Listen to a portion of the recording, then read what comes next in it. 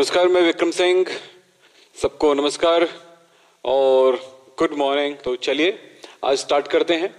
आप सबको मैंने पहले क्लास में बताया था चैप्टर नंबर 3 के फर्स्ट क्लास में कि इलेक्ट्रोकेमिस्ट्री है क्या, उसके अंतर्गत हम किन किन चीज़ों का हम स्टडी करते हैं, और साथ में हमने आपको बताया था रेडॉक्स की कुछ बेसिक जानकारियां। इन्हीं बेसिक जानकारियों को हम यूज करेंगे आज के क्लास से और फिर उसके बाद हम रन करने लग जाएंगे। यहां पर सबसे महत्वपूर्ण होता है इस चैप्टर में कि हम दो टॉपिक पे ज्यादा ध्यान दें। पहले ध्यान दें, फिर उसके बाद न्यूमेरिकल वाला पोर्शन आ जाता है, यानी कॉन्सेप्ट, और फिर न्यूमेरिकल वाला पोर्शन आ जाता है। सो सबसे पहले शुरुआत कर देते हैं इस तरह से कि हम इलेक्ट्रोकेमिकल सेल यानी कि गैल्वेनिक सेल को समझ जाएं। अगर हम इनको समझ जाते हैं तो फिर इस चैप्टर में आगे के स्टेप्स समझने में काफी आसान होगा। तो चलिए, आप सबको गुड मॉर्निंग, वेलकम, और फिर चलते हैं आगे। ओके, तो चलिए, सबसे पहला एक शब्द जो है आज के टॉपिक के लिए है वो है इलेक्ट्रोकेमिकल सेल।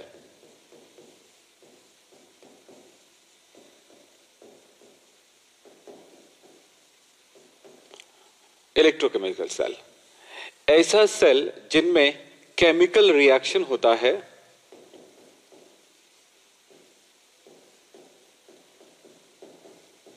केमिकल रिएक्शन होगा यानी कि केमिकल एनर्जी होती है, उस एनर्जी को किस में कन्वर्ट की जाती है? इलेक्ट्रिकल एनर्जी में।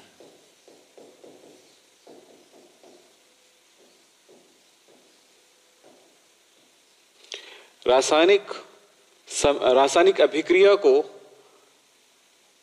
विद्युत ऊर्जा में परिवर्तित की जाती है, यानी रासायनिक अभिक्रिया से विद्युत ऊर्जा में परिवर्तन होता है। ऐसे सेल को हम इलेक्ट्रोकेमिकल सेल कहते हैं। या यूं कह सकते हैं कि केमिकल एनर्जी से हमें प्राप्त होता है इलेक्ट्रिकल एनर्जी।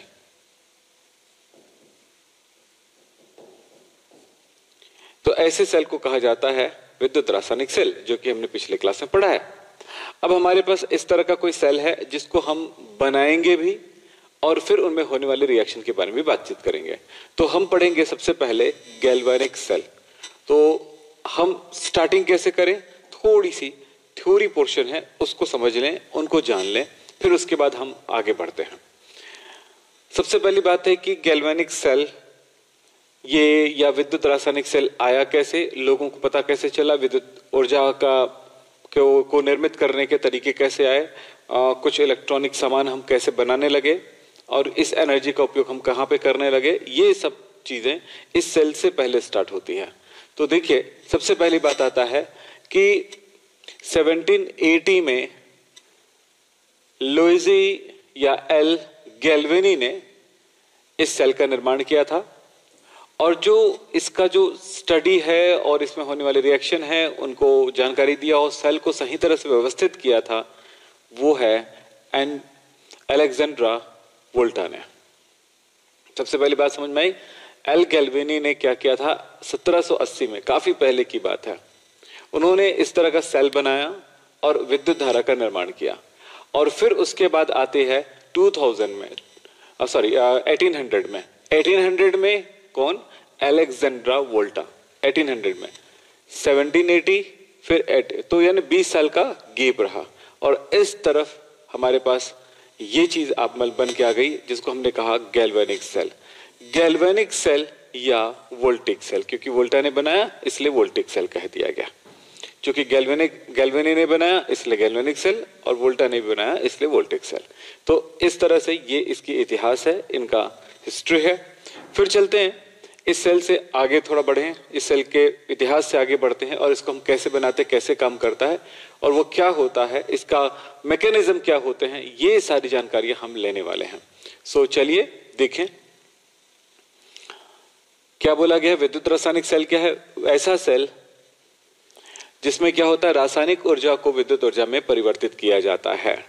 फर्स्ट लिखा है, in this cell chemical energy is converted into electrical energy. इसी तरह से सेकंड बात होती है, इसमें होने वाली जो रिएक्शन होगा, अब हमें ये तो डेफिनेशन हो गया पहला। दूसरा, इसमें ये कैसे काम करता है, तो इसका मैकेनिज्म क्या होता है? रेडॉक्स मैकेनिज्म होता है, यानी रेडॉक्स अभिक्रिया होती है। इस सेल पे जो रिएक्शन होता है वो रेडॉक्स होता है। रेडॉक्स का मतलब हुआ ऑक्सीडेशन और रिडक्शन, दो प्रकार की क्रियाएं होती हैं जिसके आधार पर विद्युत ऊर्जा का निर्माण होता है। इसका यह भी अर्थ हुआ कि कोई एक इलेक्ट्रोड पर ऑक्सीडेशन हो रहा होगा और किसी दूसरे इलेक्ट्रोड पर रिडक्शन हो रहा होगा। दोनों मिलाकर के जब रिएक्शन होता है, क्योंकि ऑक्सीडेशन में क्या होता है, इलेक्ट्रॉन मुक्त होती है और रिडक्शन में क्या होता है, इलेक्ट्रॉन ग्रहण की जाती है। तो कोई एक इलेक्ट्रोड जो है इलेक्ट्रॉन ग्रहण कर रहा होगा और एक इलेक्ट्रोड जो है इलेक्ट्रॉन दान कर रहा होगा, यानी यहां पर ये दो प्रोसेस एक साथ चल रहा होता है। सो क्या होता है, इलेक्ट्रोड पर एक तरह से विद्युत ऊर्जा का, विद्युत आवेश का एक डिफरेंस पैदा हो जाता है। एक पर ज्यादा इलेक्ट्रॉन और एक पर कम इलेक्ट्रॉन। तो ज्यादा इलेक्ट्रॉन वाले से कम इलेक्ट्रॉन की तरफ विद्युत धारा या इलेक्ट्रॉन बहने लगती है, इलेक्ट्रॉन गति करने लगती है। अब ये सारी बातों को हम यहां पर मैकेनिज्म के थ्रू समझने वाले हैं।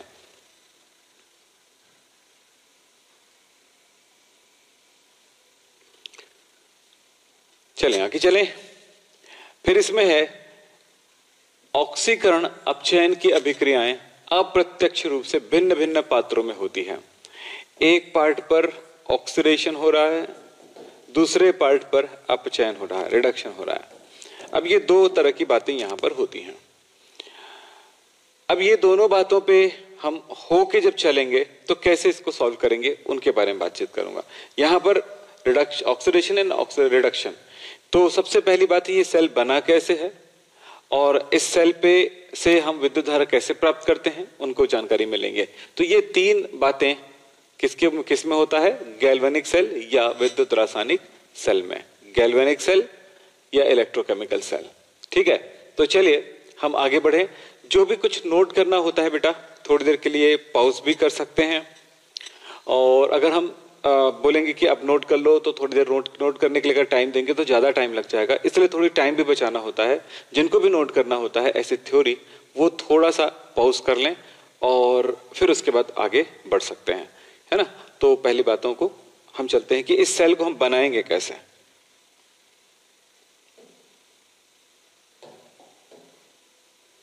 देखिए, सबसे पहली बात है कि मैंने उस दिन एक चीज बताया था फर्स्ट क्लास में कि कोई भी एक पात्र ले लो,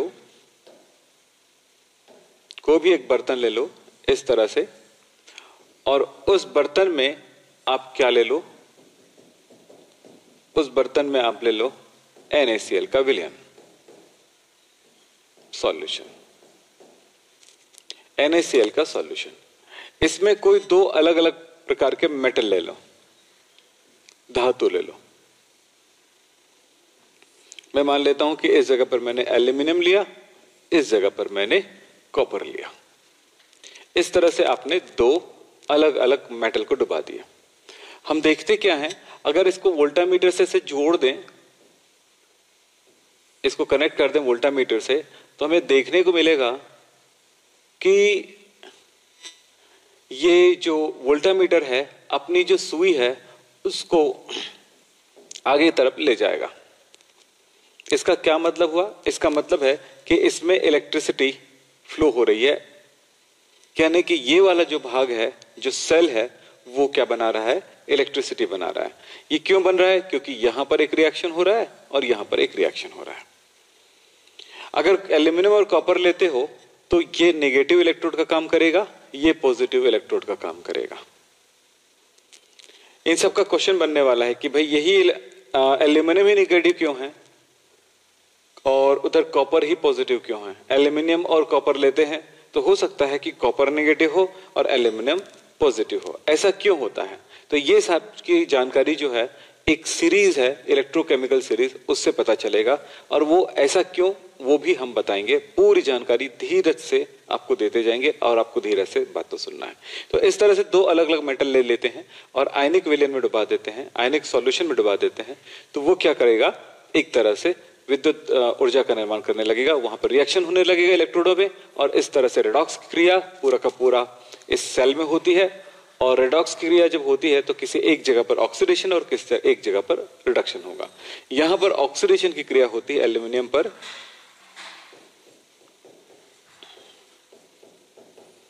और इस जगह पर रिडक्शन की क्रिया होती है। तो ये ऑक्सीडेशन और रिडक्शन दो अलग अलग जगहों पर होता है। तो इसी तरह से ये कैसे पॉसिबल है और क्यों होता है, ये सब चीजें देखेंगे। और सबसे बड़ी चीज है कि गैल्वेनिक सेल होता क्या है, और गैल्वेनिक सेल में होने वाले रिएक्शन को अगर हम समझ जाएंगे तो हम ऐसे कई सेल खुद ही बना सकते हैं और अलग अलग तरह के हम उसमें एक्सपेरिमेंट कर सकते हैं। तो चलिए हम गैल्वेनिक सेल बनाना सीखेंगे और उस पर काम करना सीखेंगे। ठीक,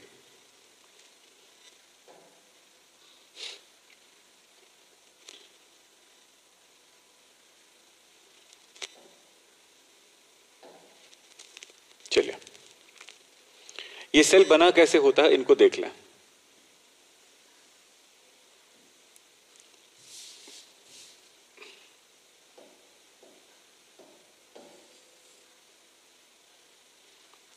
इसमें मैं दो पात्र बना रहा हूं, दो बर्तन बना रहा हूं। एक और ये दो बीकर जैसा कांच का दो बर्तन है। ठीक है, इसमें कॉपर का एक ये जो है इसमें एक सॉल्यूशन भरा हुआ है, कॉपर सल्फेट का सॉल्यूशन भरा हुआ है, एक्वस सॉल्यूशन जली विलियन। और ये जो रॉड है वो कॉपर का बना हुआ है।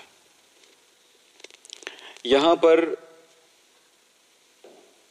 हमने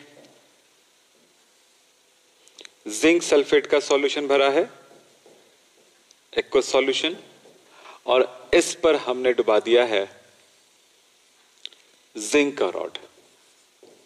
जिंक मेटल जो सॉलिड है, ये कॉपर मेटल जो कि सॉलिड है। ये हो गई, इस तरह का बना होता है। हम Na के अंदर पहले क्या हो रहा है वो देख लेते हैं, फिर उसके बाद काफी बातें होने वाली है। तो सबसे पहले समझो कि इस जगह पर क्या होगा। इस जगह पर आप देखो कि इसके सॉल्यूशन में ZnSO4 के सॉल्यूशन में क्या हुआ है। तो ZnSO4 को जब आपने पानी में घोला है तो आप समझते हो उसमें आयनाइजेशन हो गया। पानी में घोलोगे तो क्या होगा, Zn+2 और SO4-2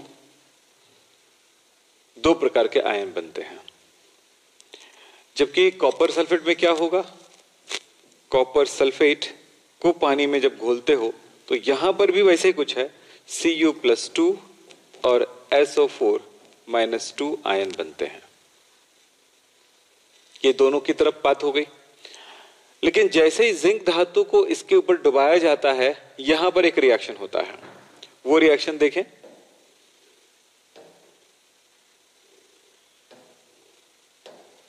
वो ये है कि जैसे जिंक मेटल को डुबाते हो इसके सॉल्यूशन में, ये सॉलिड है, ये Zn+2 बनाता है और 2 इलेक्ट्रॉन दान कर देता है। मतलब क्या हुआ, Zn कहां पे है, ये जिंक है, ये जिंक है। और ये जिंक को जब इस विलयन में डुबाया जाता है तो जिंक की सतह से, उसके सरफेस से जिंक आयन बन करके निकल जाती है, जो कि सॉल्यूशन में मिल जाता है। ऑलरेडी इसमें Zn+2 और SO4-2 आयंस इसमें है, क्योंकि आपने ZnSO4 घोला है। इसमें भी वैसे ही कुछ है, कॉपर आयन है इसमें, और क्या है इसमें SO4-2 आयन भी है। दोनों में उनके आयन तो है, पर जब जिंक धातु को जिंक सल्फेट के सॉल्यूशन में डुबाया जाता है तो जिंक मेटल जो है सॉल्यूशन में आ जाता है। आप इस बात पे याद रखना कि विलयन में, जली विलयन में आयन हो सकते हैं, इलेक्ट्रॉन कभी नहीं। और मेटल के अंदर इलेक्ट्रॉन हो सकते हैं, आयन कभी नहीं। तो मतलब क्या हुआ, इस मेटल से जिंक जो है वो आयन बन करके सॉल्यूशन में घुलने लग जाती है। तो क्या हुआ, वो इलेक्ट्रॉन कहां रह गया, देखिए Zn से Zn+2 बनाया और इलेक्ट्रॉन बच गया। ये इलेक्ट्रॉन इसी इलेक्ट्रोड पर रह जाता है, जिसकी वजह से ये जो इलेक्ट्रोड है वो निगेटिव हो जाता है। क्योंकि ऐसा तो नहीं है कि एक ही Zn+2 आया, यहां तो अरबों खरबों Zn+ आयन सॉल्यूशन में मिलने लगेंगी। ठीक है, तो इस तरह से ये Zn+2 आयन सॉल्यूशन में आने लगती है और इस जगह पर यह इलेक्ट्रोड अब हो जाता है नेगेटिव, क्योंकि वह इलेक्ट्रॉन इसी इलेक्ट्रोड पर रह जाता है। इस जगह पर होने वाली क्रिया क्या है वो समझें। इस जगह पे होने वाली क्रिया है ऑक्सीडेशन। इस जगह पर रिएक्शन जो हो रहा है वो कौन सा है? ऑक्सीडेशन है, यानी कि ऑक्सीकरण है। तो इस जगह पर ऑक्सीकरण हुआ। अब हमने समझ गए कि इस जगह पे ऑक्सीडेशन हुआ।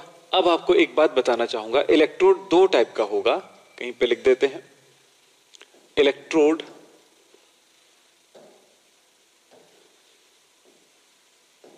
आप इसे बाद में और समझाऊंगा। इलेक्ट्रोड दो टाइप का होगा, एक है एनोड और दूसरा है कैथोड। आप ये समझेंगे एनोड किसको कहेंगे और कैथोड किसको कहेंगे। अधिकांश स्टूडेंट को पता है, जो मेरे स्टूडेंट रहे हैं और जो मेरा क्लासेस देख रहे हैं रेगुलरली, तो एनोड और कैथोड क्या है उनको पता है। तो एनोड है ऐसा इलेक्ट्रोड जिसमें ऑक्सीडेशन होता है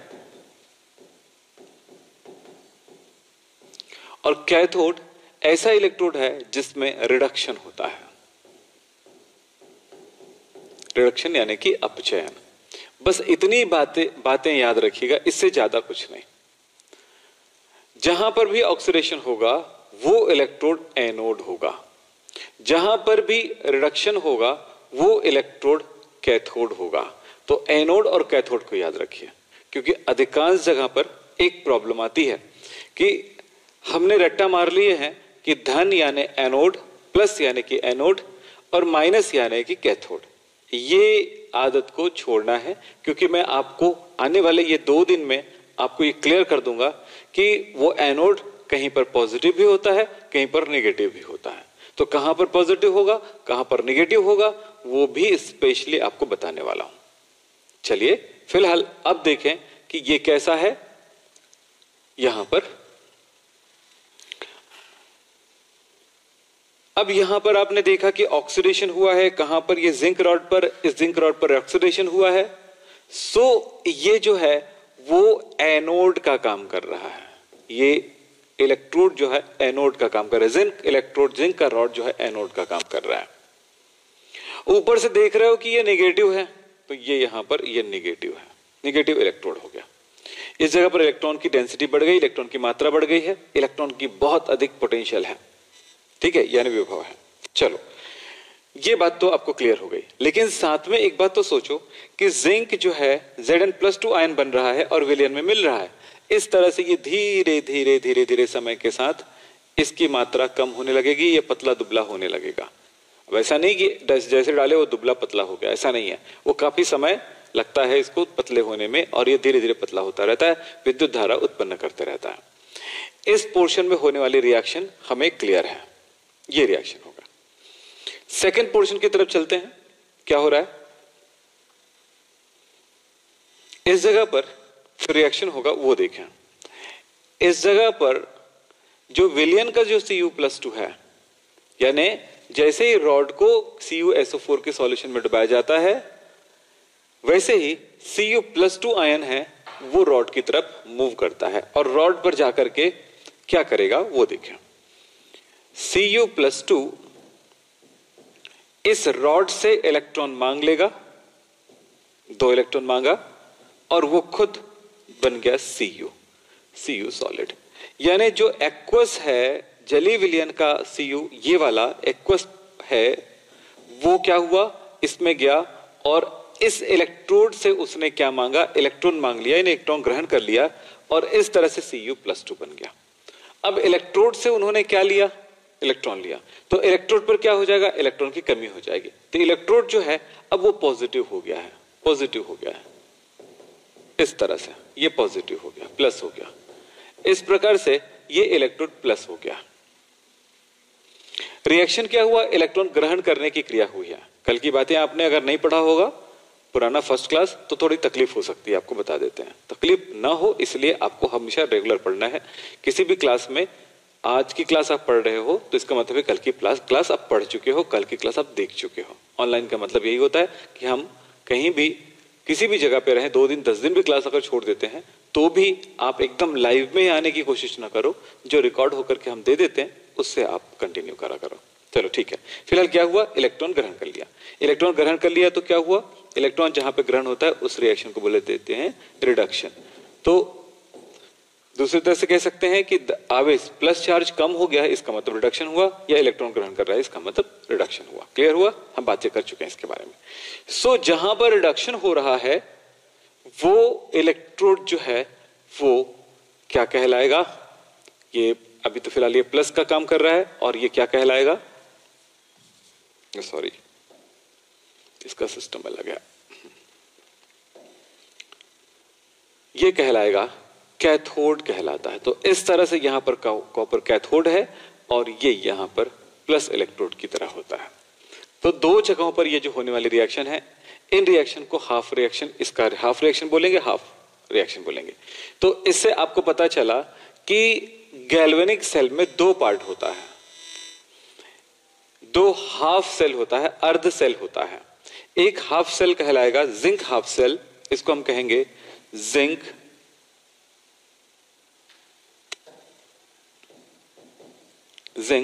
हाफ सेल, या हम इसको कहेंगे एनोड हाफ सेल।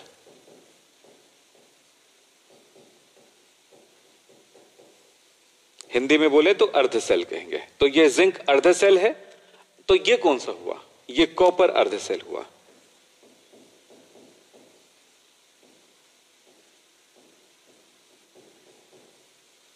या फिर हम कहेंगे कैथोड हाफ सेल। अब बेटा चाहो तो इसे नोट कर सकते, क्योंकि अगला स्टेप हमारा शुरू होने वाला है। इसमें अब क्या हुआ कि कॉपर जो सॉल्यूशन का कॉपर है ना, आयन है, वो किस में चला गया, इस इलेक्ट्रोड पर चला गया। तो इस तरह से इसके ऊपर कॉपर की परत बनने लगती है, यानी कि ये मोटे होने लगता है, जिंक पतला होने लगता है, ये मोटा होने लगता है। ठीक है, अब चूंकि गैल्वेनिक सेल ले रहे हो, इलेक्ट्रोकेमिकल सेल ले रहे हो, मानक स्थितियों का आधार ले रहे हो, तो मानक स्थितियों को समझने के लिए यानी स्टैंडर्ड एसटीपी 25 डिग्री सेल्सियस यानी कि 298 केल्विन और 1 एटमॉस्फेरिक प्रेशर के अंदर ये उस कंडीशन में हम यहां पर इलेक्ट्रिसिटी का पता लगाएंगे, तो उस स्थिति को मानक स्थिति कहा जाता है, यानी स्टैंडर्ड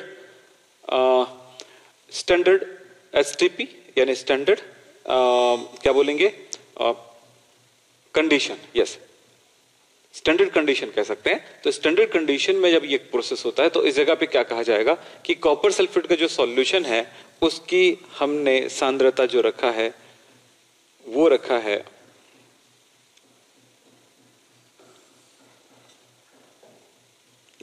यहां पर 1.0 मोलार, और यहां पर कॉपर का कितना रखा है, इसका भी कॉपर का भी हमने रखा है 1.0 मोलार, यानी मोलारिटी कितनी है सॉल्यूशन की, इतनी है। ये हुआ सेल। अगर कुछ नोट करना है तो बताइए, आप नोट कर सकते हैं, फिर आगे बढ़ेंगे हम। ठीक है, चलो अब देखेंगे कि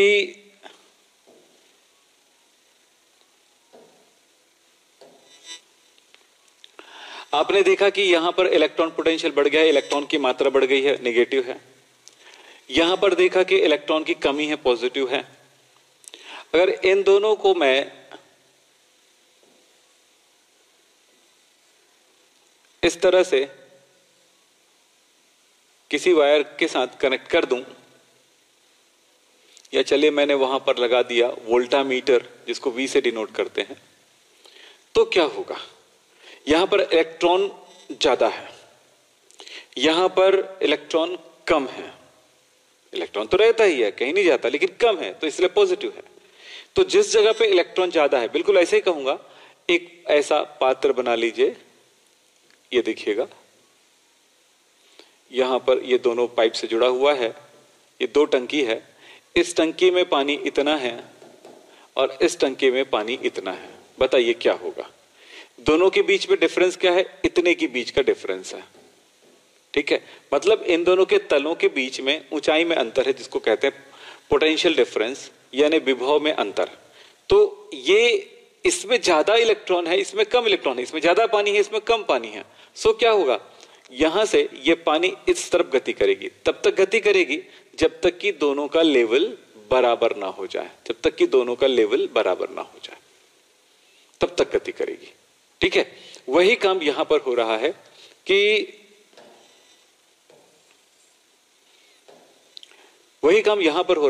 कि इस जगह पर जो पोटेंशियल डिफरेंस है, इसमें इलेक्ट्रॉन ज्यादा है, इसमें इलेक्ट्रॉन कम है, ये तब तक यहां पर ज्यादा इलेक्ट्रॉन होने की वजह से ये इलेक्ट्रॉन इस वायर की सहायता से, इलेक्ट्रॉन जो है वायर की सहायता से इस तरफ से गति करने लगती है, इस तरफ से गति इससे होते हुए इसमें गति करने लगेगी और ये इसमें चले आएगा। वोल्टामीटर, कोई मीटर लगा हुआ या कोई बल्ब लगा हो, कोई लाइट लगा हो, तो वो जलने लगेगी, मतलब इधर से करंट इस तरफ जा रही है। ठीक है, ये तब तक जाएगी जब तक ये डिफरेंस रहेगा। ठीक है, अब सवाल ये होता है कि यहां से जिंक आया और क्या हुआ, जिंक सॉल्यूशन में जाने लगा और यहां पर इलेक्ट्रॉन बनने लगी और इसका इलेक्ट्रॉन ज्यादा है तो इस तरफ गति करने लगी। ये बात आपको क्लियर हो गया। ठीक है, अब इस तरह से विद्युत धारा का निर्माण हो गया। लेकिन यह भी तो समझो कि इसमें ये जिंक आयन सॉल्यूशन में आते जा रहा है जिंक से। पहले यहां पर जिंक आयन और सल्फेट आयन की दोनों की जो मात्राएं थी या नंबर क्या था या रेशियो था, वो दोनों रेशियो 1:1 में था, यानी कि बराबर था। यस, बराबर था। ठीक है, लेकिन अच्छा अब क्या हो गया, यहां पर जिंक की मात्रा बढ़ गई, सो क्या हो गया, ये ज्यादा हो गया, जिंक ज्यादा हो गया, सल्फेट ज्यादा हो गया, यानी कि जिंक की तुलना में सल्फेट की तुलना में जिंक बढ़ते जा रहा है, बढ़ते जा रहा है, बढ़ते जा रहा है। इस तरफ कुछ उल्टा हो रहा है, CuSO4 में का विलयन में से Cu चला गया इसमें, तो इस तरह से यहां पर क्या देखने को मिल रहा है कि Cu+2 SO4-2 में Cu चला गया, SO4 रह गया। सो इस तरह से कॉपर धीरे धीरे कम होते जा रहा है और सल्फेट बढ़ते जा रहा है। यहां पर क्या हो रहा है कि यहां पर जिंक बढ़ते जा रहा है और सल्फेट कम होते जा रहा है। तो मतलब यह है सल्फेट की संख्या इस तरफ कम हो रही है, इस तरफ सल्फेट की संख्या बढ़ रही है, क्योंकि कॉपर तो यहां पे चले जाएगा, जिंक यहां पे आ जाएगा। सो क्या हुआ, सल्फेट की संख्या इस सॉल्यूशन में ज्यादा है, इस तरफ कम है। सल्फेट क्या है, नेगेटिव आयन है। क्या होगा जब सल्फेट की संख्या बहुत ज्यादा बढ़ जाएगी तो कॉपर को जाने नहीं देगा, क्योंकि वो अनुपात में कम होने लगेगा। तो ये एक तरह का इक्विलिब्रियम आ जाएगा, यानी एक तरह का साम्यावस्था आ जाएगा। तो उस साम्यावस्था को के समय ये काम रुक जाएगा, यानी कि इलेक्ट्रिसिटी बनना बंद हो जाएगा। सो ये चालू ही रखना है हमको, यानी यहां पर अधिक से अधिक जो बनने लगा सल्फेट, यहां पर जो कम हो गया सल्फेट, उन दोनों को मेंटेन करना पड़ेगा। तो क्या करते हैं, इन दोनों सेल के सॉल्यूशन को आपस में मिलाते हैं ताकि यहां का सल्फेट इसमें आ जाए, यहां का नेगेटिव आयन इसमें आ जाए। तो चलिए इसी के बारे में हम बातचीत करेंगे।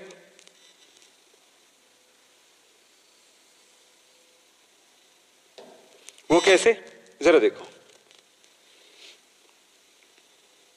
जी। तो इसके लिए हम यहां पर एक ऐसे ट्यूब लगाते हैं जिसको कहा जाता है यू ट्यूब। ठीक है, हम ये कैसे बनाते हैं मैं आपको बताना चाहूंगा। एक कांच की नली है, यू नली, इसको हम यू ट्यूब कहते हैं। इसमें 3 चीजों का विलयन भरा जाता है। एक होता है अगर अगर एगर एगर बोल सकते हैं। बस हर चीज पहली बार सुनोगे, उसके बाद फाइनली मैं रिवाइज करूंगा तो एक एक चीज समझ में आ जाएगा आपको। ठीक है, प्लस पानी, तो पानी में एगर एगर को मिला करके थोड़ी सी गर्म करते हैं, बॉईल करते हैं। आपने जेलेटिन देखा होगा, और वो जेलेटिन जो है पानी में मिलाने पर, वो पानी के साथ बॉईल करने पर क्या हो जाता है, एक सॉल्यूशन बन जाती है, पतली सॉल्यूशन पानी जैसा रहेगा। लेकिन जब उसको ठंडा करते हैं तो जैम बन जाता है, जेली बन जाता है। बिल्कुल वैसे ही जेलेटिन टाइप की पदार्थ होता है, वो एगर एगर होता है। पानी के साथ उनको गर्म करोगे तो वो एक पतला सॉल्यूशन मिल जाएगा। अगर उसको छोड़ दोगे तो ठंडा कर दोगे तो वो जम करके वो एक जेलेटिन बन जाता है। साबूदाना भी वैसे ही कुछ करता है, देखियो कि साबूदाना देखियो हो तो साबूदाना को अच्छे से क्या कर लो, बॉईल कर लो, फिर उसके बाद उसको ठंडा करने छोड़ दो, तो लास्ट में क्या बन जाता है, जैम जैसा बन जाता है, जेली बन जाती है। बिल्कुल वैसे ही जेली ये बना सकता है। तो ये एक जेली बनाने वाला पदार्थ होता है एगर एगर। प्लस इसमें मिला दी जाती है थोड़ी सी KCl और KNO3 ये, और उस पदार्थ को इसका सॉल्यूशन बना करके गर्म अवस्था में ही इसमें डाल देते हैं, है ना, इसमें भर देंगे पूरा, इस तरह से छोड़ देंगे ठंडा होने पर ये जेली बन जाएगा और उसको हम इसमें लटका देंगे। तो इस तरह से ये एक तरह से क्या बन गया, आयनिक सॉल्यूशन बन गया, हाफ सॉलिड। ठीक है, यानी सेमी सॉलिड एक पदार्थ है जिसमें आयंस है। और आपको पता है कि कोई भी चीज जिसमें आयंस होता है, कोई भी लिक्विड अर्ध लिक्विड होता है जिसमें आयन होगा उसमें से विद्युत धारा प्रवाहित होगी, कोई लिक्विड होगा उसमें विद्युत धारा प्रवाहित होगी। तो इस जगह पे कैसे विद्युत धारा प्रवाहित होता है, किसी लिक्विड में विद्युत धारा प्रवाहित होने का क्या रीजन होता है, आयन फ्लो की वजह से। अब आप जानते हो कि यहां पर SO4 की मात्रा ज्यादा है, सो ये SO4, इस तरफ SO4 की मात्रा कम है, तो यहां पर SO4 एंटर करेगा, SO4-2 एंटर करेगा। लेकिन जैसे SO4 एंटर करता है, आपको पता है इस सॉल्यूशन में हमने KCl भी मिलाए हैं, तो जब तक ये Cl इसमें रहेगा Cl-, तब तक यहां से Cl रिलीज होगा, बाद में SO4 अंदर जाएगा और इधर से SO4 निकलेगा। मतलब सीधी सी कहानी है कि इस सॉल्यूशन में नेगेटिव आयन गति करता है। तो मैं यहां पर सिंपल वे में लिख देता हूं, SO4 गति करती है। ये Cl को भूल जाओ, Cl- को, यहां से SO4 निकल करके इसमें आएगा। पूरा का पूरा अगर इस सेल के परिदृश्य को देखें और समझें तो हमें नजर आ रहा है कि यहां पर जिंक आयन आया, इलेक्ट्रॉन निर्मित हो गई, इलेक्ट्रॉन इस तरफ से गति करते हुए इसमें जाता है, और फिर ये इलेक्ट्रॉन यहां पर जब आता है तो इस इलेक्ट्रॉन को लेने के लिए Cu+2 आता है और वो इस इलेक्ट्रॉन को ग्रहण करके इसके ऊपर जमने लगता है, जिससे यहां पर SO4 की मात्रा कम हो जाती है, और SO4 जो कम हो जाता है वो इस सॉल्ट ब्रिज से होते हुए इसमें आता है। सो इसको कहा जाता है, इस यूट्यूब को कहा जाता है यहां पर सॉल्ट ब्रिज। सॉल्ट ब्रिज यानी कि लवण सेतु। तो इस तरह से यह है लवण सेतु। ठीक है, तो ये प्रोसेस होता है यहां पे। इस सेल को ठीक से समझ लीजिए, गैल्वेनिक सेल का एक लेवल है पूरी तरह समझने के लिए, फिर उसके बाद हम आगे बहुत सारी बातें करेंगे। आपने जो यहां पर देखा है उसका फिगर शॉर्ट में बना देता हूं। 2 हाफ सेल होते हैं, एक में Zn SO4 का सॉल्यूशन है, एक्वस सॉल्यूशन, और इसमें क्या बताया मैंने, एक्वस सॉल्यूशन है, और इसमें क्या चीज है, कॉपर सल्फेट का एक्वस सॉल्यूशन होता है, एक्वस सॉल्यूशन AQ। ठीक है, और क्या बताया मैंने यहां पे कि इसमें जिंक रॉड डुबा देते हैं और यहां पर जिंक कॉपर रॉड डुबा देते हैं। ठीक है, रिवाइज हो रहा है। ये सॉल्यूशन का जो अगर स्टैंडर्ड कंडीशन में अगर लेना चाहते हो, मानक स्थिति में लेना चाहते हो, तो इसकी सॉल्यूशन का जो सांद्रता है 1.0 मोलार है, इसकी भी सांद्रता कितना है, 1.0 मोलार है। चलिए रिएक्शन की बात करते हैं, क्या हुआ है। जिंक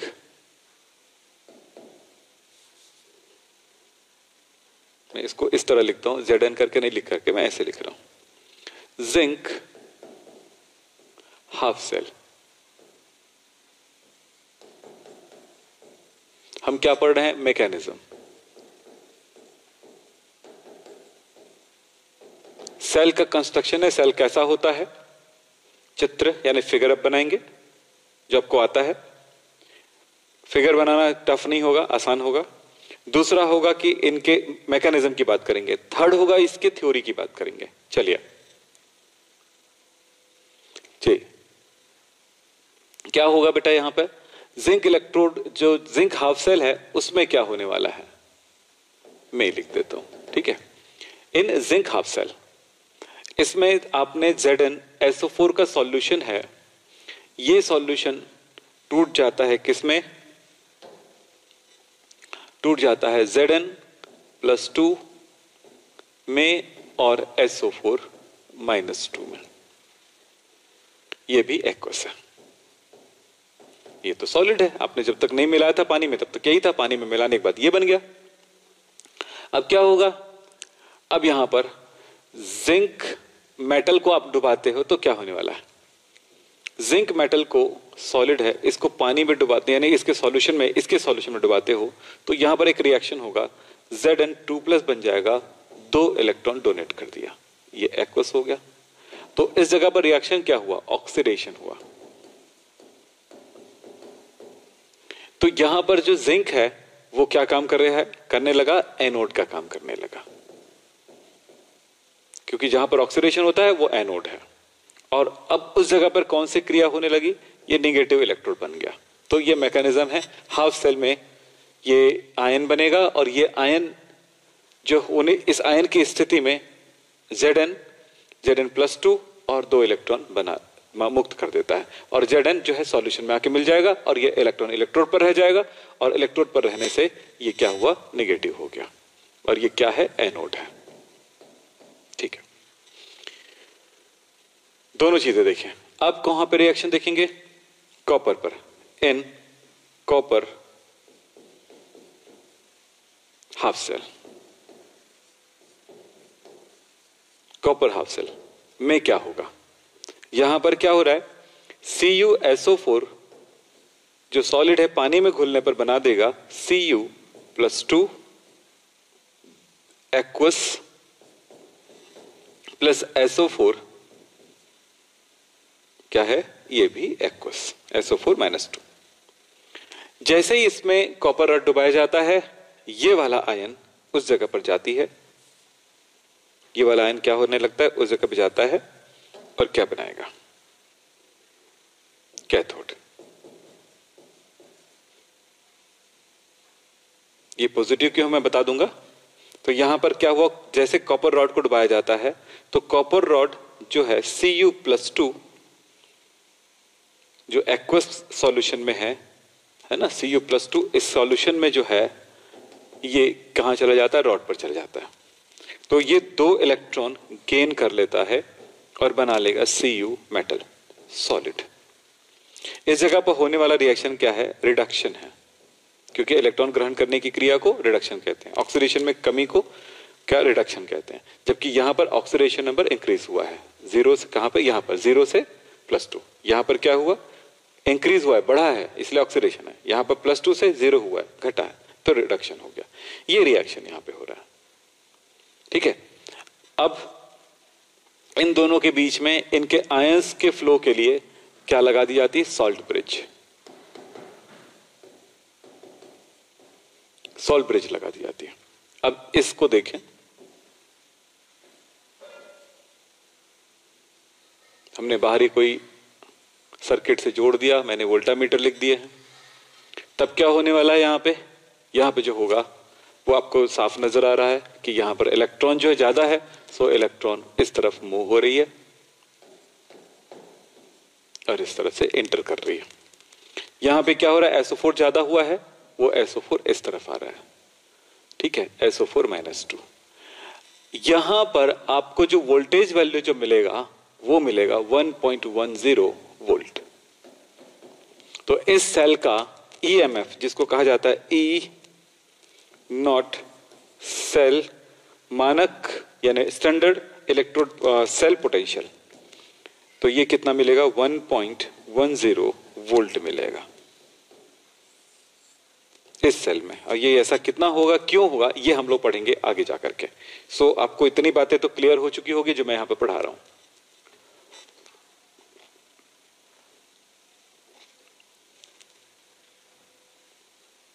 अब बताते जाइए, मैं अलग अलग स्टूडेंट्स के क्या क्या डाउट्स हैं वो देख लेता हूं। चलिए, आशीष बोल रहा है कि सर, तो हाँ, ये तुम्हारा बात हो गया, मैंने समझा दिए। आशीष ने तुम्हारे क्वेश्चन जो था वो था कि सर प्लस होना चाहिए, प्लस एनोड होता है। मैंने आपको बताया जहां पर ऑक्सीडेशन होता है वो नेगेटिव होता है, वो प्लस या माइनस हो सकता है, और यहां पर प्लस जहां पर ऑक्सीडेशन हो रहा है जिस इलेक्ट्रोड पर, वो नेगेटिव है। और अगर आप प्लस और माइनस के चक्कर में पड़े हैं तो आप भी, ये सेल है इलेक्ट्रोकेमिकल सेल, और इलेक्ट्रोकेमिकल सेल में ये नेगेटिव है, एनोड जो है नेगेटिव है, ध्यान रखिएगा। और आप जो है, आपके दिमाग में जो बैठा हुआ है वो है इलेक्ट्रोलाइटिक सेल, यानी जिसमें विद्युत धारा प्रवाहित करते हैं। ऐसा सेल जिसमें विद्युत धारा प्रवाहित करते हैं वो इलेक्ट्रोलाइटिक सेल कहलाता है, विद्युत अपघटनी सेल कहलाता है। वहां पर विद्युत धारा प्रवाहित करते हैं और रासायनिक क्रिया होती है। तो उसका जो पॉजिटिव होता है वो एनोड होता है, उसका पॉजिटिव जो है वो एनोड होता है, और एनोड पर होता है वहां पर ऑक्सीडेशन। हर एनोड पर ऑक्सीडेशन होगा, चाहे वो इलेक्ट्रोकेमिकल सेल हो या चाहे इलेक्ट्रोलाइटिक सेल हो। अगर फर्स्ट वीडियो देखे हो तो आपको क्लियर हो जाना चाहिए। अब इसमें कोई बहस नहीं, क्योंकि ये बातें मैं आपको क्लियर कर रहा हूं बार बार। चलिए, और क्या हुआ? आदर्श बोल रहे हैं नो डाउट, सचिन बोल रहा है प्लस प्लस प्लस। आप जानो क्या प्लस बोल रहे हैं, हमें समझ में नहीं आ रही है।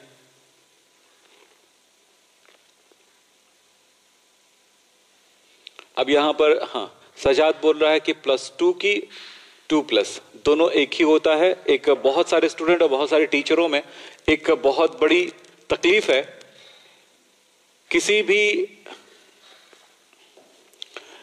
भी आयन पर अगर -2 लिखा है या 2- लिखा है या माइनस लिखा है, ये तीनों चीजें हर बार कहीं कहीं पर किसी बुक में अलग अलग लिखा हो सकता है, इसलिए मैं दोनों तरह की चीजों को बार बार यूज करता हूं। तो ये तीनों बातें एक ही है और तीनों ही राइट है, और इस पर जो बहस कर रहा होगा फिर वो गंदगी है, कोई मतलब नहीं उस चीज का। ये बहस करने की कोई मुद्दा ही नहीं है, ठीक है। और क्या बोल रहे हो? आदर्श नो डाउट, सचिन ये नहीं, आपकी नहीं समझ में आई क्या बोल रहे हो आप।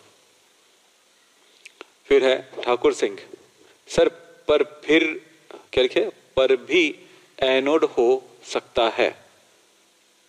एनोड पॉजिटिव भी हो सकता है भाई, एनोड नेगेटिव भी हो सकता है, पॉजिटिव भी हो सकता है। आशीष कुमार, ZnSO4 में SO4 की मात्रा कम कैसे होता है? चलिए आपकी भी जवाब दे देते हैं। मात्रा कम नहीं होती है, रेशियो कम हो जाता है। Zn यहां से होकर के जब इस सॉल्यूशन में आएगा, Zn+2 बन जाएगा, तो Zn पहले कितना था? Zn+2 रेशियो SO4-, जब इसको पानी में घोले तो कितना था? 1:1 था। मान लीजिए इस रॉड से एक Zn+2 आ गया, एक आ गया तो कितना हुआ? 2:1 हो गया। दूसरा भी आ गया तो 3:1 हो गया। चौथा भी आ गया 4:1 हो गया। तो क्या इसमें SO4 कम नहीं हो रहा है? तुलनात्मक रूप से ZnSO4 बढ़ गया है तो घट नहीं रही है, जबकि उसके तुलना में कम है। इधर क्या हुआ? CuSO4 जितना था, Cu बढ़ते गया, इसमें बढ़ते, यहां पे Cu जो है, Cu+2 जो है उसमें चला गया। सो क्या हुआ?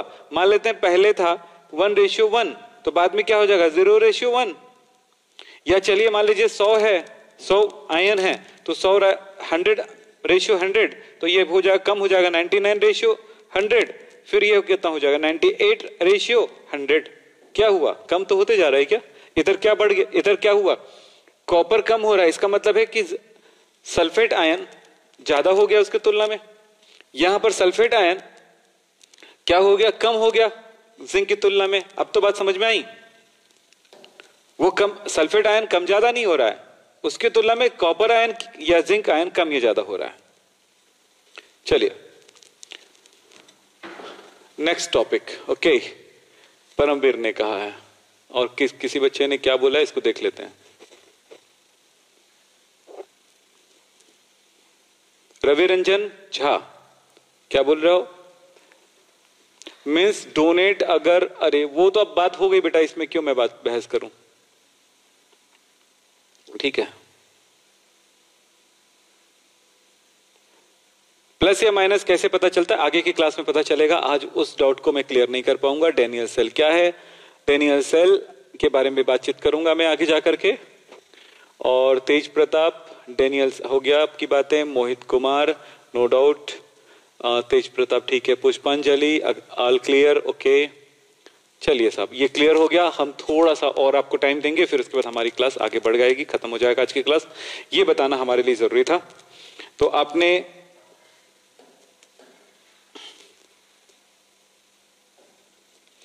ये देखे हैं, ये आपके पास है। अब हम आगे चलते हैं, ठीक है। ये क्लियर है। आप लोग कॉपी में बनाते हो कि नोट नहीं करते हो कि करते हो, वो आप बताओ, और ये बहुत जरूरी है। चलिए ठीक है कि हमने देखा इसको, ये फिगर जो है उस फिगर को आपको बनाना है। कोई जरूरी नहीं यहाँ पे लाइट लगाना है, ऐसा कुछ जरूरी नहीं है, ठीक है। और ध्यान दें,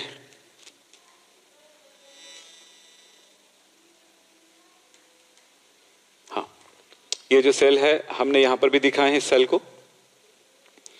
तो मुझे लगता है कि ये सेल तो समझ में आ गया होगा। यहां पर है जिंक रॉड डुबा दिया गया है जिंक सल्फेट के सॉल्यूशन में। यहां पर कॉपर सल्फेट के सॉल्यूशन में क्या डुबा दिया गया है, ये जिंक सल्फेट के सॉल्यूशन में जिंक मेटल डुबा दिया गया है, जिंक मेटल डुबा दिया गया है जैसे कि ऊपर दिख रहा है। और देखो यहां पर भी माइनस लिखा हुआ दिख रहा है आपको, ठीक है। मैंने नहीं बनाया, और वो क्यों माइनस हुआ क्यों प्लस हुआ इसकी जानकारी के लिए आपको एक जबरदस्त काम करना पड़ेगा। वो मैं अभी इस क्लास के बाद बताता हूं, अभी क्लास में ही बताता हूं, जस्ट थोड़ा सा रुक जाइए आप।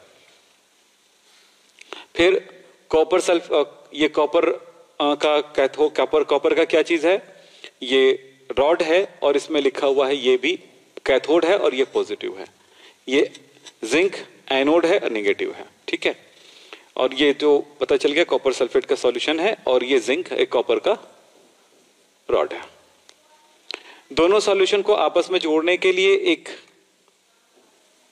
आयनिक कंडक्टर लगा दिया गया है जिसमें दिखाया गया कि SO4-2 इस तरफ मूव कर रही है और K+ इस तरफ मूव कर रहा है। वो अलग बात है, वो बहुत सारी बातें इसमें कहने वाली बात होता है। जैसे कि इसमें जिंक ज्यादा हो गया है तो जिंक इस तरफ जाएगा और कॉपर ये सल्फेट जो है इस तरफ आएगा, ठीक है। ये बहुत सारी बातें, कौन आ रहा है, सल्फेट, ठीक है। वैसे जरूरी नहीं है कि यहां पर क्या बोलते हैं K+ या जिंक आयन इस तरफ जाएगा, ये जरूरी नहीं होता है, मेरे थ्योरी के अनुसार जरूरी नहीं होता है, ठीक है। क्योंकि उस चीज को कवर करने के लिए यहां से इलेक्ट्रॉन गति करती है, ठीक है। इलेक्ट्रॉन गति कर रही है यानी मूव कर रहा है, इलेक्ट्रॉन मूव कर रहा है, ठीक है। तो ये पूरा सेल आपने देख लिया यहां पर होने वाले रिएक्शन के बारे में। अब यहां पर एक बार बता दें, इस सेल पर जो इलेक्ट्रोड पोटेंशियल उत्पन्न होता है वो होता है E0 सेल की वैल्यू जो होती है वो होता है इस एक ही इलेक्ट्रोड पर कितना पोटेंशियल है, तो ये है +0.76। मैं दोबारा लिख देता हूं इस चीज को। इस जगह पर होने वाला कितना है, E0 anode is equal to +0.76 volt, और इसमें होता है इस जगह पर उत्पन्न होने वाला जो वैल्यू है यानी कि इलेक्ट्रोड पोटेंशियल है वो है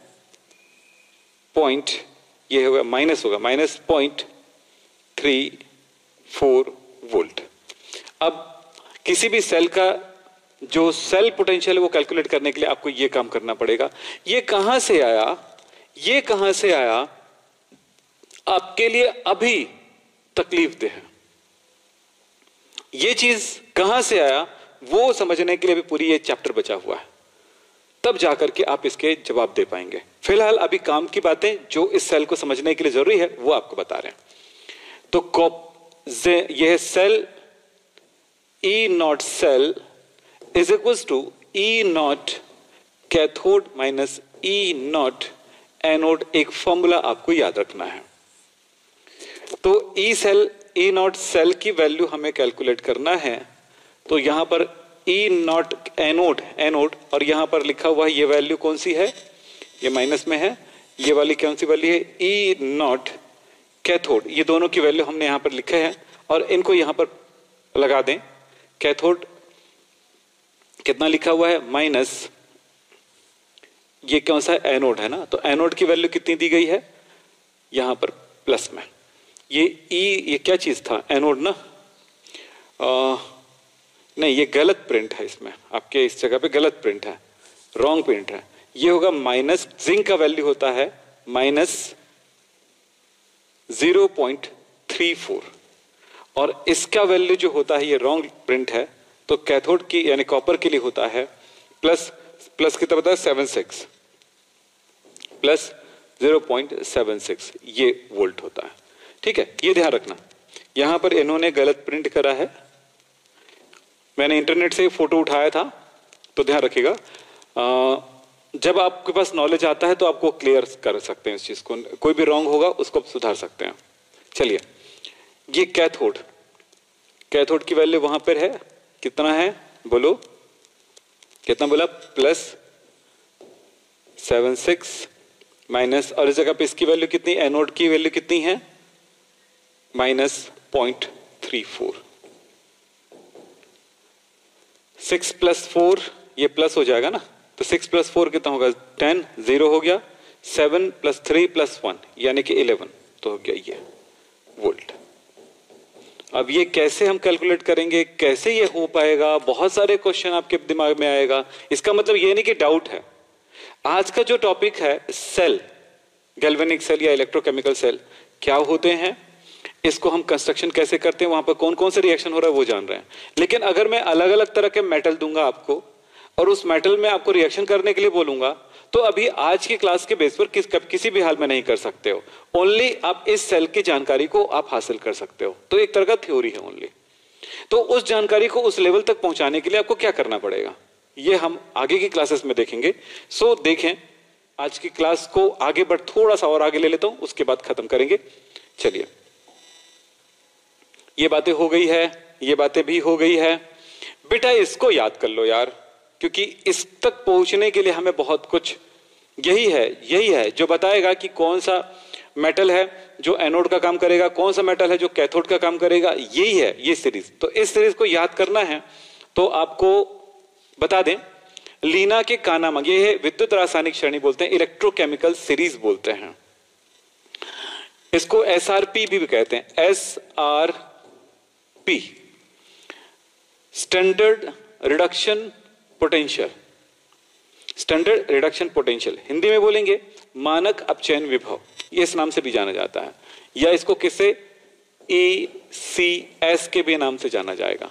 तो बहुत सारे नाम आएंगे, जब इसको पूरे स्टडी करेंगे तो हम आपको बताने वाले हैं कि क्या नाम है, कैसे है, क्या नहीं है, है ना।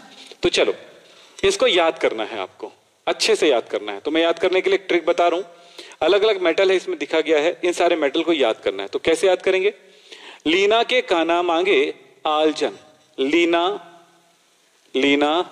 के काना मांगे आलजन, लीना के काना मांगे आलजन, याद हो गया, बोल सकते हैं, लीना के काना मांगे आलजन, बोलो बेटा जल्दी से, लीना के काना मांगे आलजन, बोलो, लीना के काना मांगे आलजन।